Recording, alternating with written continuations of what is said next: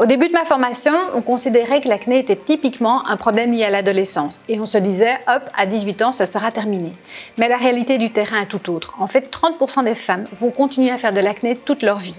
Ça peut être de l'acné qui est un continuum avec l'adolescence ou une période d'accalmie et puis une reprise à la faveur d'un changement hormonal, un changement de contraception, une situation de stress, une alimentation moins bien équilibrée. Actuellement, on sait qu'il y a 4 grands points qui sous-tendent le mécanisme de l'acné. Ils sont bien connus. Le premier point, c'est l'hyperséborrhée. Vous savez que dans la peau, on a des petites glandes qui fabriquent du sébum. Ce sébum est un corps gras nécessaire, c'est grâce à lui que notre peau est douce et imperméable. Chez les gens qui souffrent d'acné, on constate que la production de sébum est trop importante. Mais en plus, ils produisent un sébum plus collant. Alors, d'autre part, la peau est recouverte d'une petite couche de peau morte qu'on appelle la couche cornée.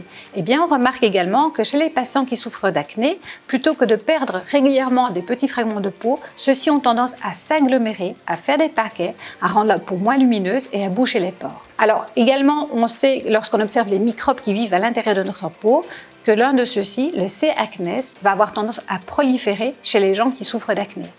Et avec tout ça, ce sont des conditions idéales pour que la peau réagisse sous forme d'inflammation.